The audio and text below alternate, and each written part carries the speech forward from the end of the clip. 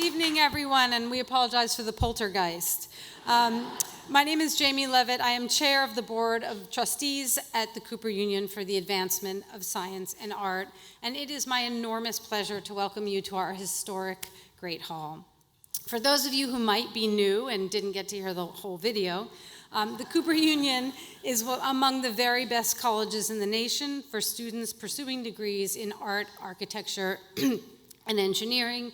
And since our founding in 1859, this institution has been guided by the commitment to advancing fair access to education for all.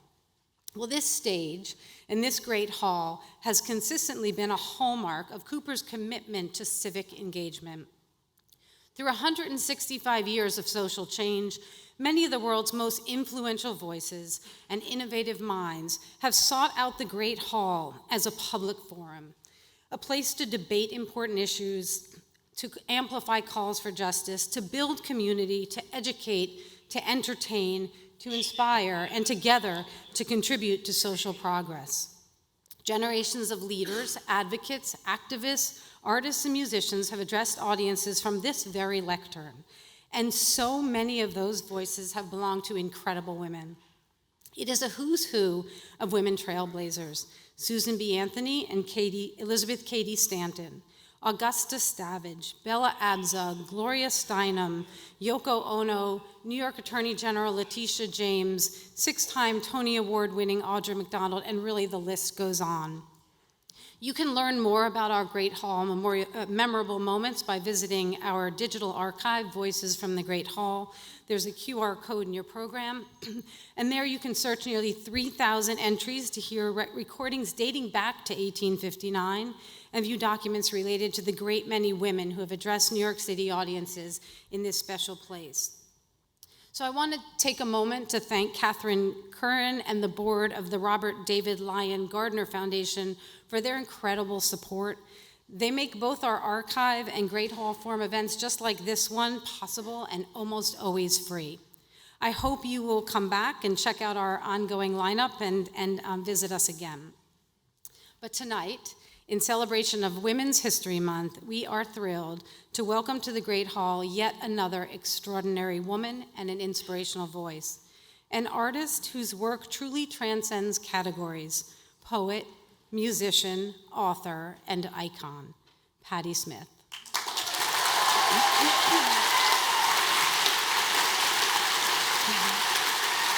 For decades,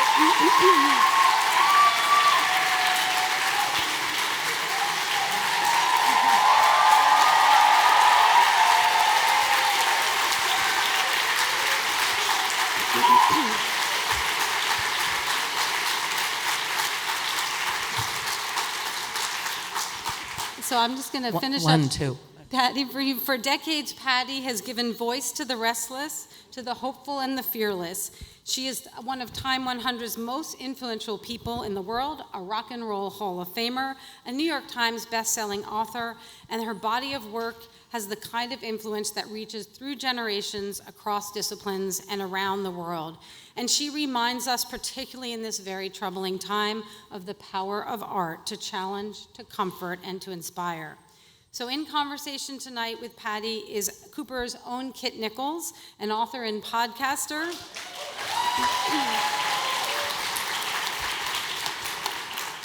Kit directs the Cooper Union Center for Writing and Learning, supporting a mission of improving student learning and to support faculty in teaching of reading and writing.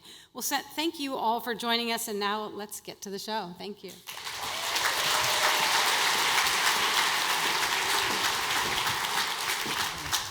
One, two. First, I'd like to say thank you, everybody, for braving this weather.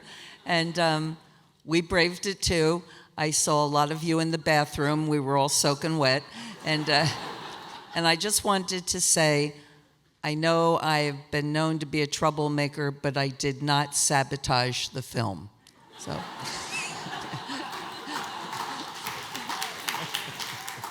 Just joking. Sorry. So my partner, who is in the audience, said that probably my first question should just be, how are you? Oh, well, I'm fine. Are you referring to the fact that I was I was ill for a while. That's one piece of it. Anyway, I'm all better. I just have little headaches, but I'm all better. I mean, I'm fine. I'm here, right? So, but thank you, and thank your partner. So I wanted to kind of just dig right into the here-ness of us right now, because your work has always been somehow both kind of like, reaches way up towards transcendence, but it's also so rooted in actual physical reality. And we live in this moment where I think people feel really detached from reality in a lot of ways, where we're sort of caught up in these cycles of automation and inattention. So I wanted to ask kind of what you do to try to pay attention. Well, I mean, I have to pay attention, one, because I'm really clumsy, so I have to like hold on to guardrails, watch where my feet are going. But in terms of maneuvering our world, I've just learned that we can, as individuals, only do so much. And we have to do the best we can, but we are at a time where we have to not only be strong as individuals, but we have to find one another again. And I think that the first thing is that we have to stay healthy in mind and body. We can't let these times, which are, as Thomas Paine said, the times that try men's souls, but we have to be able to do our work, live, have a sense of humor, be able to just simply exist. And so I just think we have to get up and do the things that we, brush our teeth and, take care of ourselves and do our work. What are you working on most recently, Patti? Me, I'm always working on stuff. I just finished a book, so now I'm copy editing. It's the way copy editing is now. I don't even understand. It has IBIDs and HPPTs, and I don't understand any of it, but I'll get through it. But I'm really excited to have a new book and already working on another one. And I love to work. I'm working all the time. And I did feel a bit down in the past months, but I've decided I'm not here to be pulled apart by other people's actions. I'm here to do my work. Because truthfully, everything that bothers me is external. I can deal with health problems and just aging. All that stuff is my business. But all of the things that torment me, hurt me, make me angry, make me sad are external. And I am not going to let the external world pull apart my internal world. I'm going to stay strong and do whatever I can. So. To what extent do you think of that philosophy of work is a product of the decades you've put in practicing? Like, how much do you think you had that when you first started? And I'm asking this question in particular because we're here at a college. Some of my own students are in the audience. And I think there's so many ways we can be distracted. And it can be so hard to try to find the mental fortitude to figure out how to keep working, even in very chaotic, noisy, scary moments.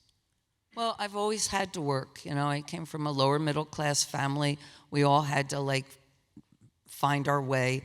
I've worked in factories and blueberry picking and everything since I was 14. And I learned early that if you want to eat, you have to work, make your money. And I also always wanted to be a writer or an artist since I was a young kid, but I was not extremely gifted. I was really well read. I had a fantastic imagination, but I was not a prodigy in any form of the word. So I had to work really hard. It took me years to be at a place where I can say, I think I'm a pretty good writer, but years of discipline, years of like filling up notebooks, years of not being published, but the desire to articulate my imagination was so strong that I put many, many hours. It's like my son, he wanted to be a guitar player. He would play 12 hours a day, 12 years old, 13, for hours and hours, and not even worrying about whether anybody knew who he was or heard what he did, just to try to be as good as possible.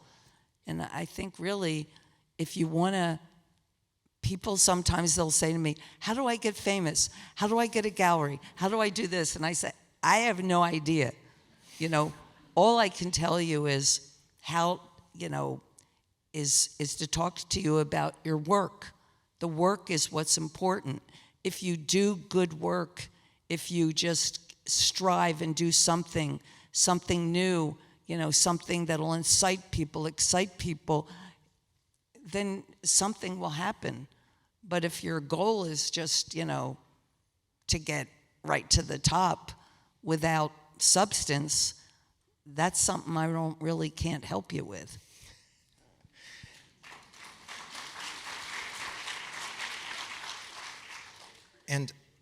And this is me as a writing teacher. You all might have heard in the introduction that I direct our writing center here, which is generally thought of as very sort of workmanlike labor in the college world, right? We're not the glamorous ones, the writing center directors, but it means that I spend all of my time trying to help students figure out how to love writing and embrace it and to own it for themselves. And I have this anxiety. You've had a life in writing. Writing seems to have been a part of your practice going all the way back, possibly even into your school years from some things that you've written. And I worry that people are alienated from that kind of expression. And so I guess, especially given that there's a lot of younger people in this room, how can we think about having a writing practice that's truly yours, especially in the face of really boring school assignments and all these things that would take us away from the art of like developing that voice on the page and finding the love of what it means to express yourself? Well, I mean, you can't really. I wanted to write because I read books. I love books. I learned to read really early, and I wanted to write one of those. I wanted to write something as great as Pinocchio. I wanted to write this and that. I wanted to write, like the new Moby Dick without the whaling chapter. But as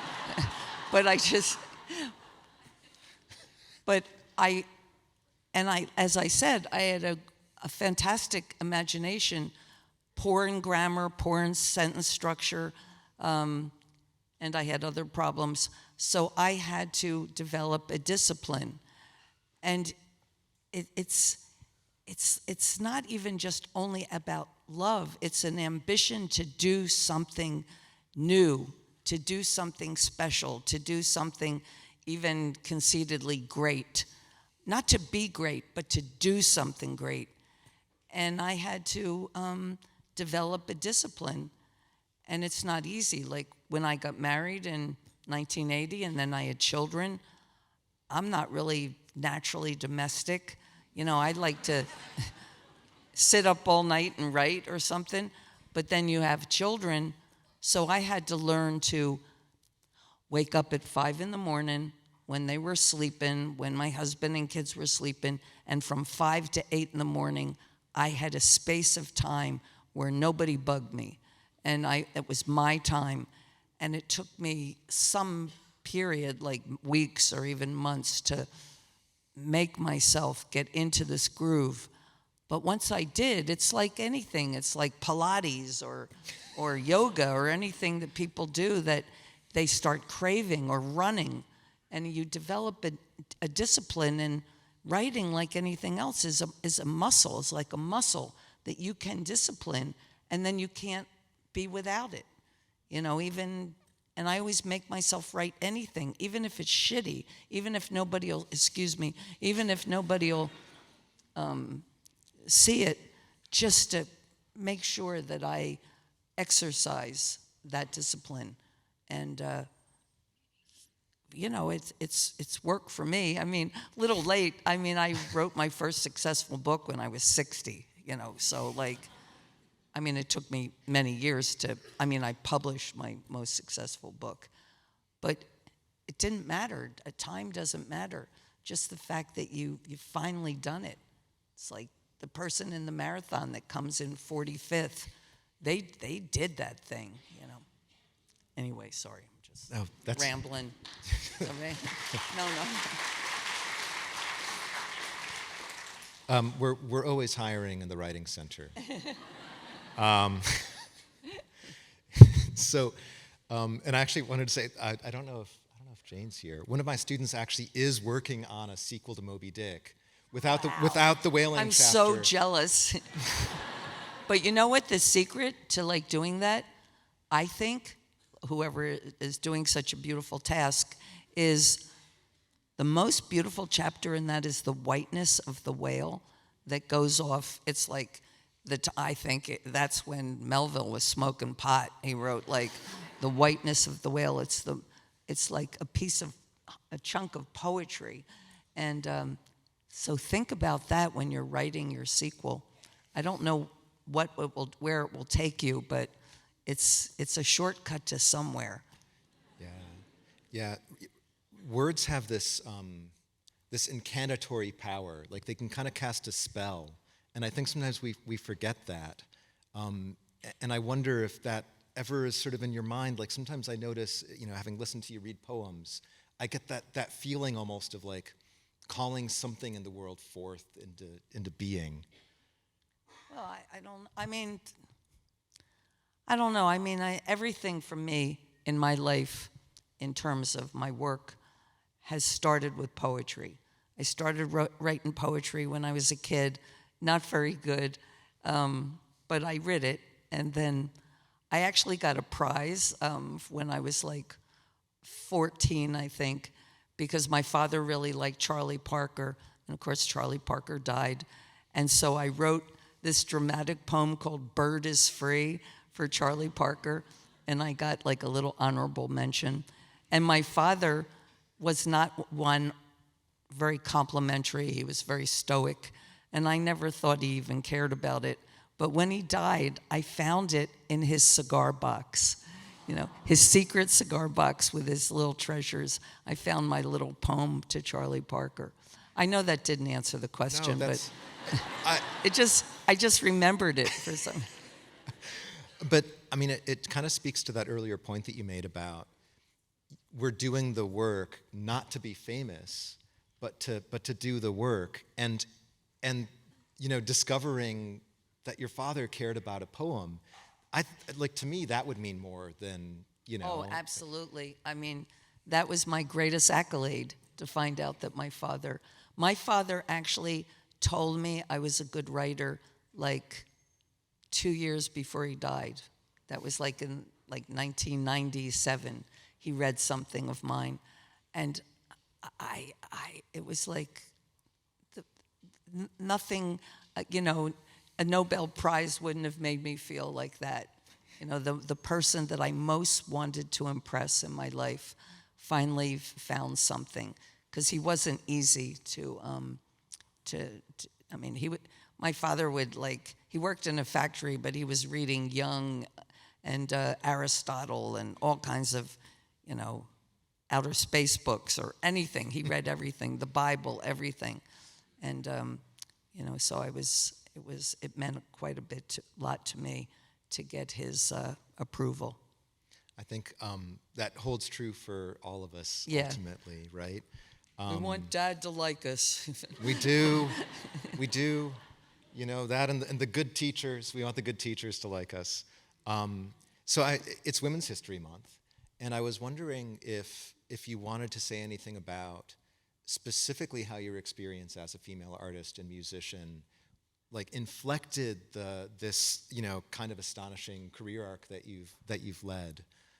You mentioned, you know, the time when you were raising your kids and getting up early in the morning, you know, but also just thinking about, you know, downtown New York in the late 1960s and early 70s. So do you have any thoughts about that? Well, I always I mean, the times are different now. In my time, in the late 60s, 70s, what we were striving for, at least what I was striving for as an artist, was no labels.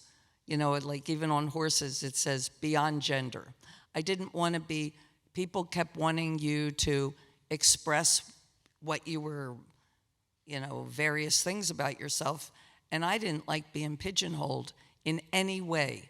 I just, as an artist, I felt, you know, I didn't want to be called a female artist or a this or a that or, you know, androgynous artist or everything. I just felt like, why does there have to be an adjective if you're good? You don't call Picasso a white male artist. He's an artist, you know. And but that was a specific period of time.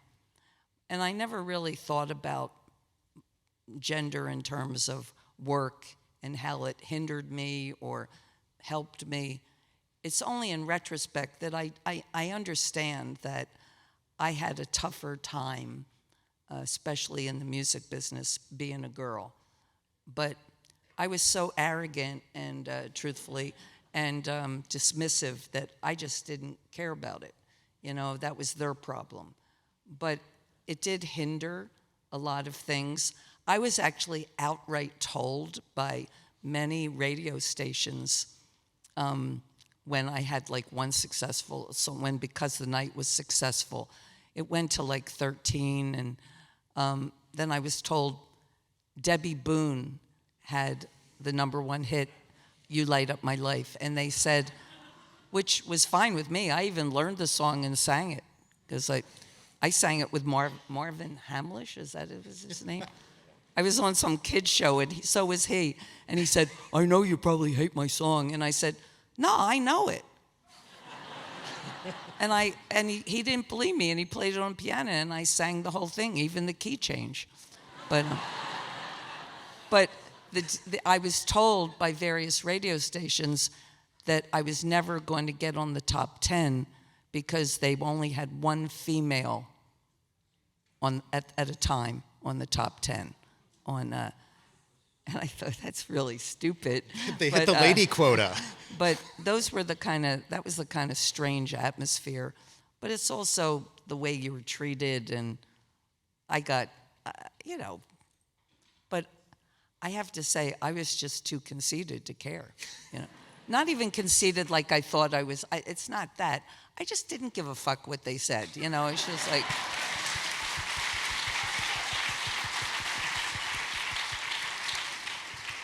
I think that's excellent advice for 20.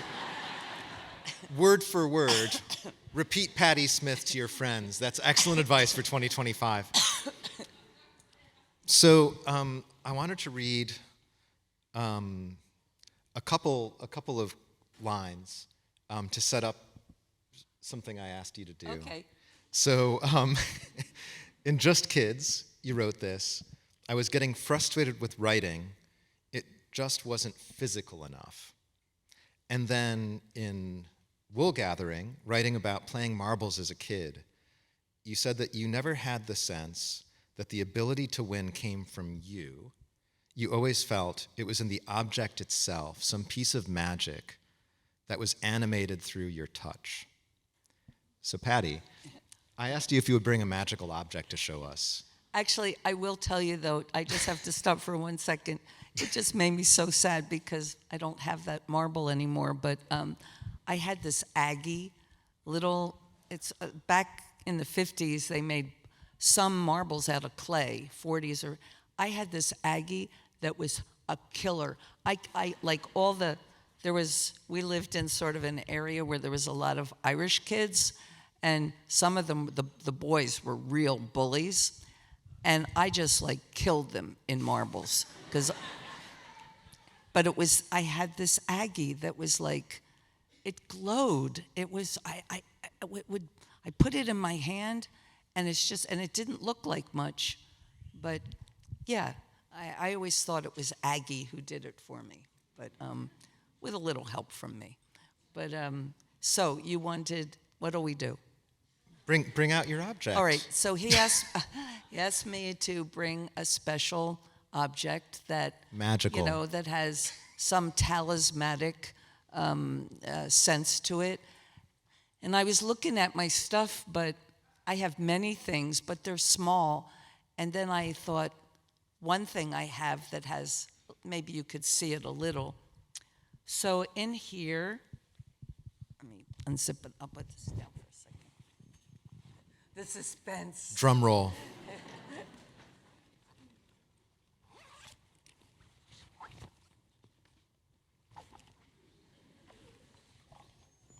I know, I wanted to keep it because it had my picture on it. Caught. So in 1967, of course, I met Robert Mapplethorpe. We were both 20, and we soon lived together after we met. And in November 4th, 1967, Robert turned 21.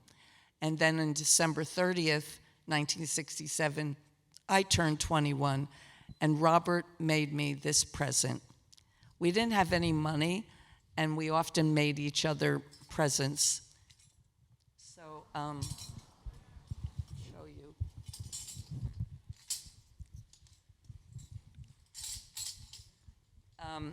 This is a tambourine that Robert made himself. He got the goat skin because I'm a Capricorn, and he stretched it.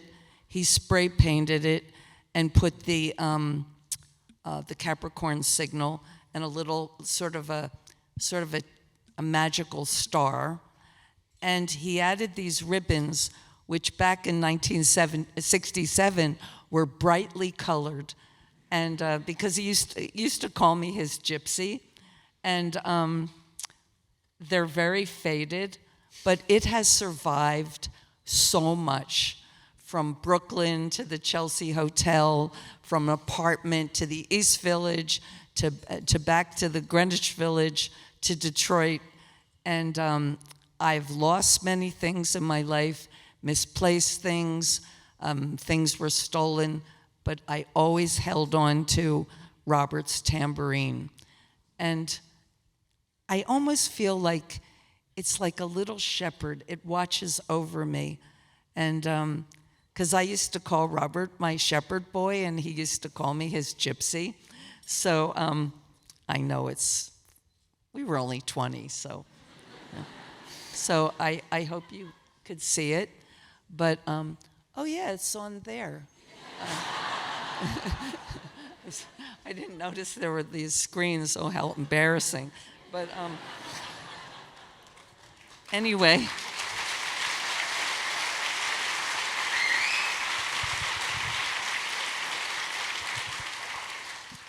I still, every time I see it, I was so amazed when he gave it to me and that he did that himself. And what a good job he did. I mean, 1967, and it's still a sturdy little thing. So.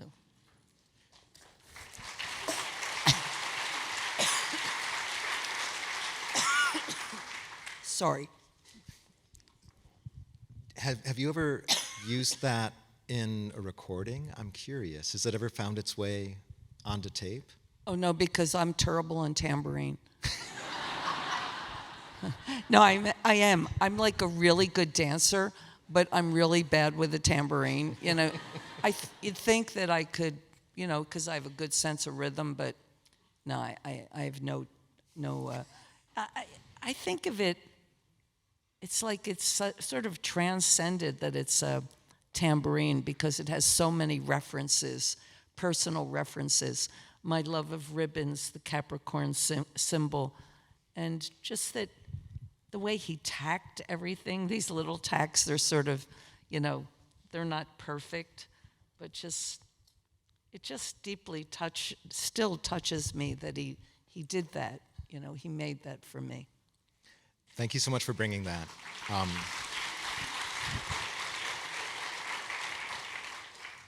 I never ask anybody to do something that I wouldn't do myself. This is true in the classroom. My students can attest to this. So I brought a magical object.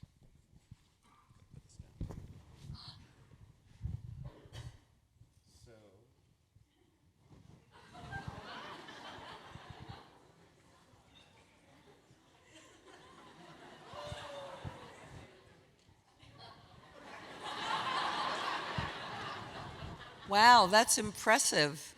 That sounds different. My kid Zora, who's out here in the audience, made this. So what's the genesis? It's a wolf, right? Zora, what is this? Or a husky? A coyote. Mm-hmm. I'm coyote friendly. It's awesome. So where'd you get it? Oh, she made it. That's awesome. Yeah, entirely from scratch. Wow. Yeah. And I think that so you're kind of a nut, right?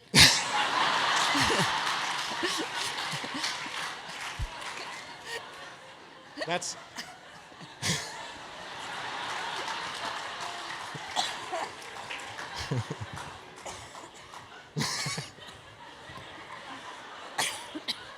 I'm sorry, I couldn't resist. Oh yeah, no, I mean, this is the thing. I'm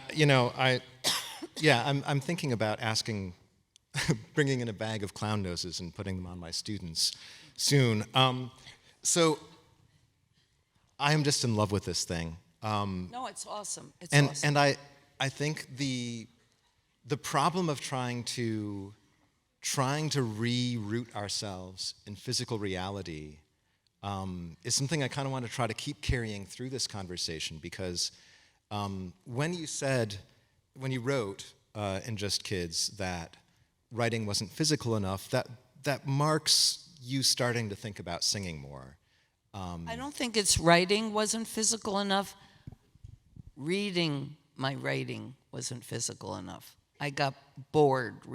I hate to use bored. I'm never really bored, but I got restless just reading poems, because I was like 78 speed, natural 78. I mean, when I was a kid, I was like, like this, sitting at school. I could not, I just could not sit still.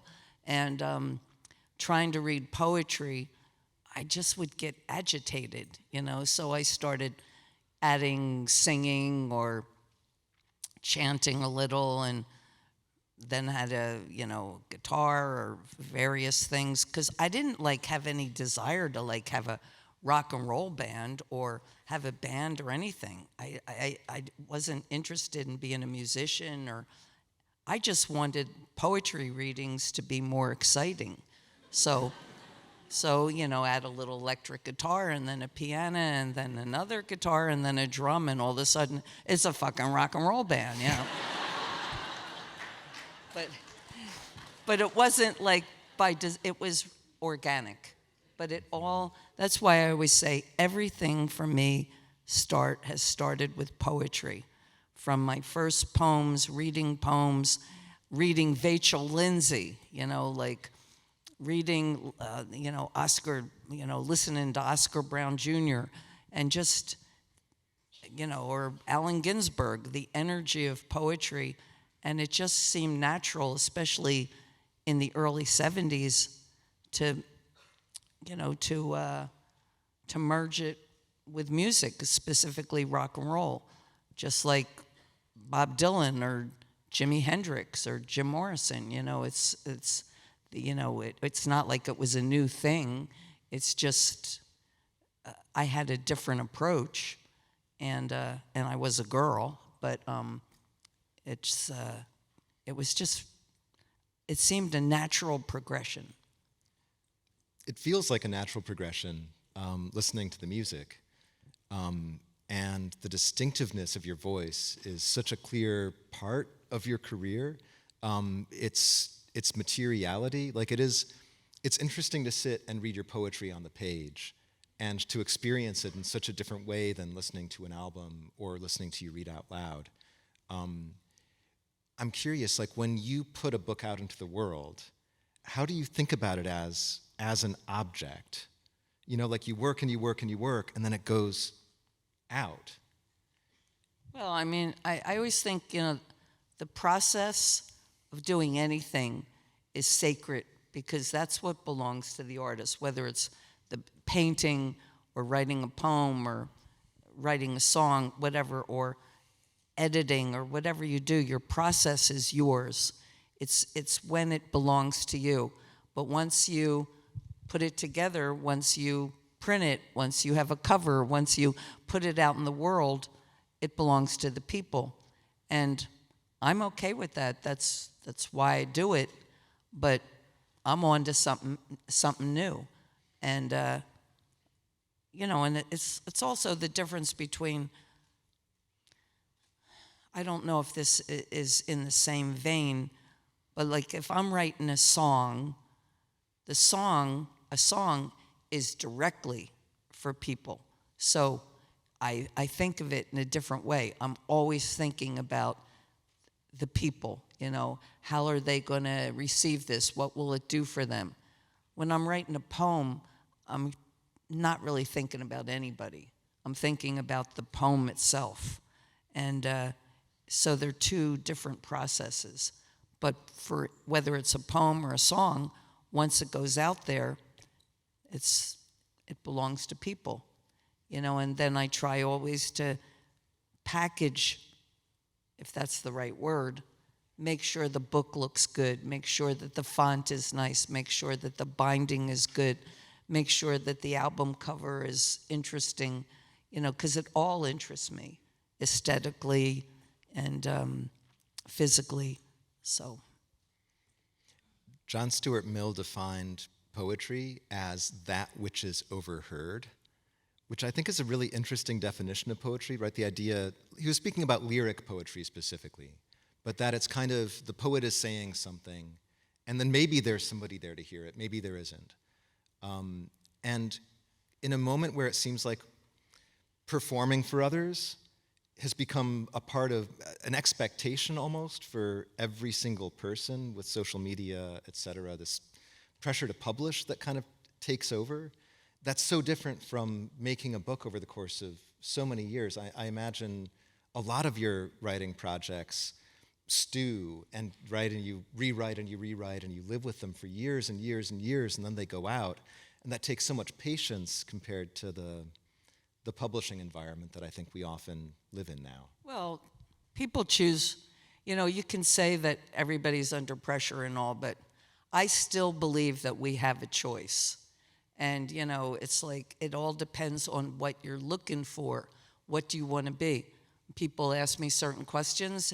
I say, well, you want to be a pop star?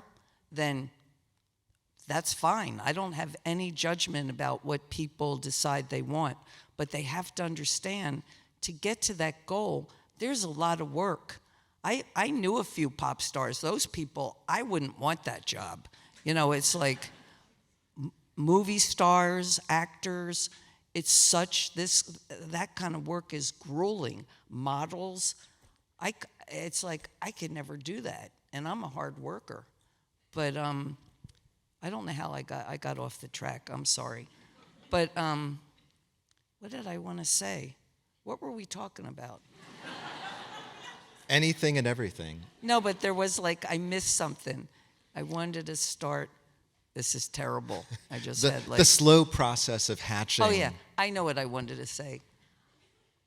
When I left public life in 1979, all public life.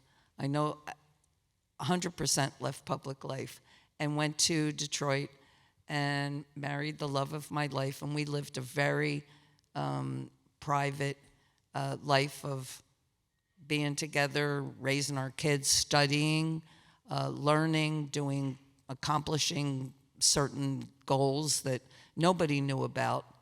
And I wrote in those 16 years, I didn't publish anything.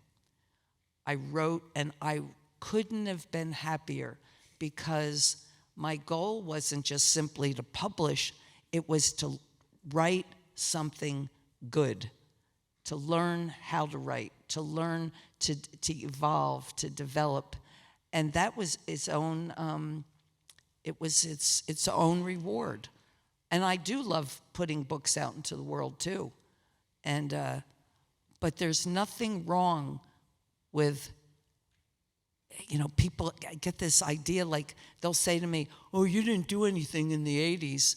And I was like, "Fuck you." I washed like 9,000 diapers. I did, made 3 meals a day. I raised 2 kids. I wrote every single day. And just because you didn't read about it, or just because I wasn't, in the papers, that doesn't mean that I don't exist. I existed every single day.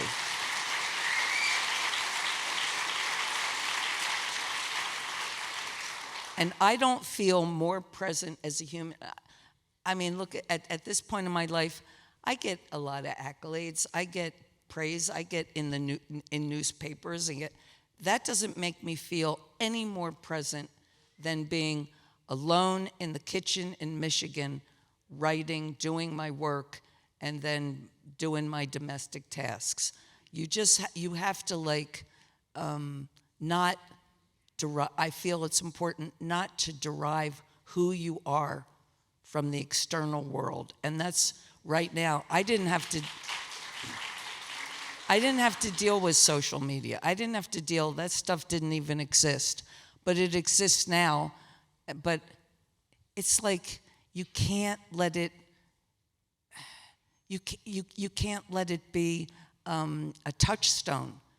I mean, it's something, social media, all these things are tools. They can serve you. You do not serve social media. It serves you. And in any event, I don't know. What's next? Sorry. Sometimes I just go off into we're talking, and because my brain talks to me all the time. I could be talking to you, and it's inventing another, the 1,001 nights. It's inventing 1,003rd night, but anyway, I'm sorry. I just drifted away. I don't think anybody minds. So that was really funny. When I saw it, I was like, oh my gosh, there's pictures up there. So you, before you embarked on your career. Hi. There's 3 of us here. Before you embarked on your art career and moved to New York, you were enrolled in a teacher's college. And you described working on your writing during those years in Michigan primarily through the verb learning. And so I'm kind of curious, if you think about yourself as a kind of teacher, there's this ancient Roman emotion. They actually would have understood this as an emotion, like being sad or angry or happy. Emulation. It was a feeling you had, right? That you wanted to be like somebody else. And I definitely know from talking to students, young people, that emotion of emulation, right, where people feel this inspiration when they come into contact with your work. I imagine you probably have encountered that quite a bit over the course of your life. So I'm just curious if you could say something about your life as a teacher. Well, it's funny, bringing up Moby Dick again. When I was in school, I loved giving book reports, and most of the kids in school, this is high school, they didn't like getting up and having to do a book report, but I loved it. And our teacher we were learning Moby Dick. They were spending months teaching us about Moby Dick. So boring and so bad. And I was sitting there probably like this, unable to show my restlessness, unable to hide it. And my teacher said, Patti Lee, if you think you can teach this Moby Dick better than me, come on up here and do it. And I was like, yeah. So I was in 11th grade. I went up there and I laid it out for the kid, I laid out Moby Dick for them, and they were like, and then what? And then what?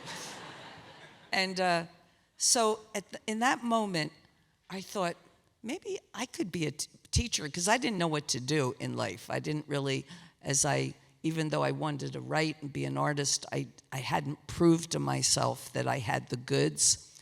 And I didn't get accepted in any other college, and I didn't have much money, so I did go to a teacher's college that was really inexpensive. And I actually did teach. I mean, I student teached and taught, creative writing and some art classes. And, and I left school. I never finished. And then I went to New York. But I think that performing, it was all the same thing. What it was simply communicating with other people. So whether it was when I did student teaching or got a chance to teach kids or talked about Moby Dick in 11th grade or tonight or, at a rock concert, it's all the same thing. It's all, communicating, connecting, and sharing energy together. So I don't think, I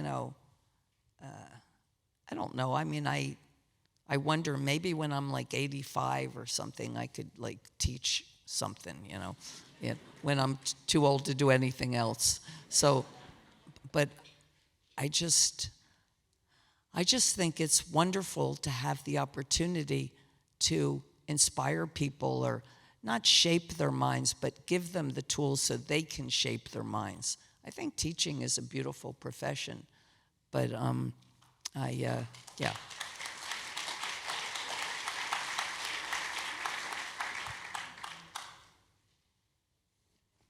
Anyway, good for you.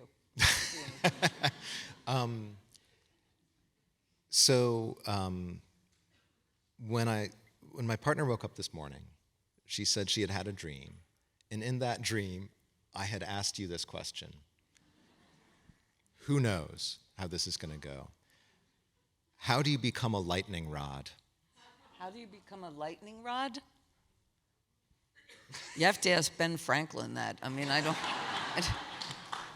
that's funny, because I only have one tattoo, which I got in 71, I think, at the Chelsea Hotel, and it's a little lightning bolt on my knee. And I put it there because I read, me and Sam Shepard both got, he was my boyfriend then, and he got a crescent moon on his hand, and I got this sort of a little clipped lightning bolt. And I know this isn't related, but it's a nice thing. I was reading a biography of Crazy Horse, and in this story, he had tattooed little lightning bolts on the ears of his horse, to remind him when they were in battle, you fight the battle, don't get down off your horse and collect spoils, scalps, beads, money, whatever. Never collect a spoil. That's not what it's about. It's about, if the war is righteous, you have to win. You have to, protect your people, but don't collect spoils.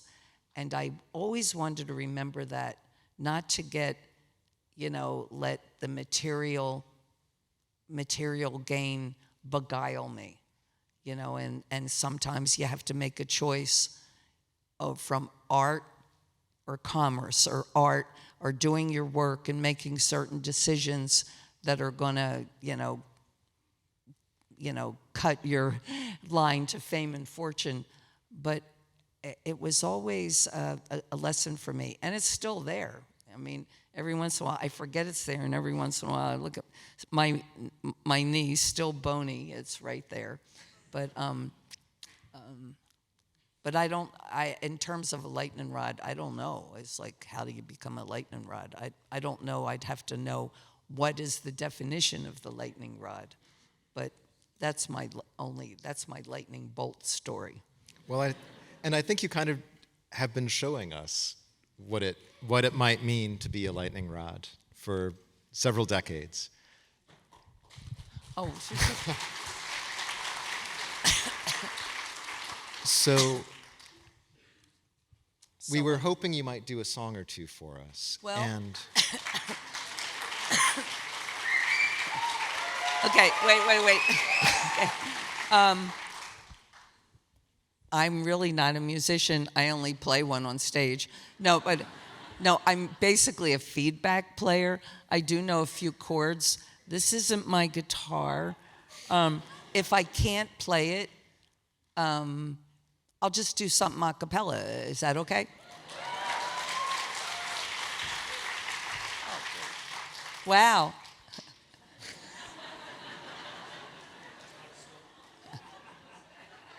This wasn't planned or anything, was it? would you like to borrow the I'd mask? like to stand.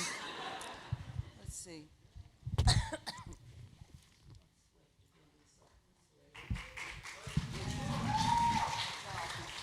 Thank you. What?